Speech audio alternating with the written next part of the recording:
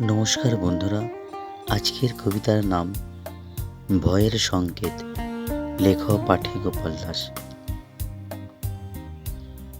ভয় হয় তোমার ভালোবাসার অতি আন্তরিকতায়, মায়াজালের ঘেরা বাগান, একমুখ হাসির ওপারে।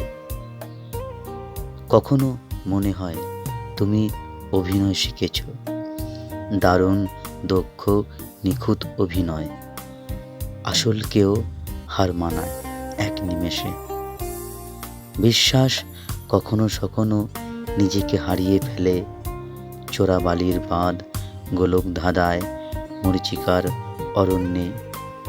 কখনো কখনো মন উজাড় করে দিতে চায় পৃথিবীর সকল সম্পদ, প্রেম, ভালোবাসা, শ্রদ্ধা, ভক্তি। ওকে ভয়ে বুক কেঁপে ওঠে ওর।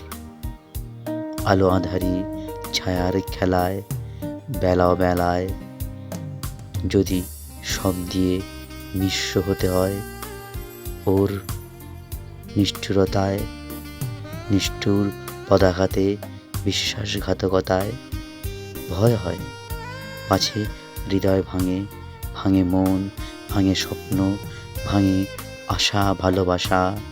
নমস্কার।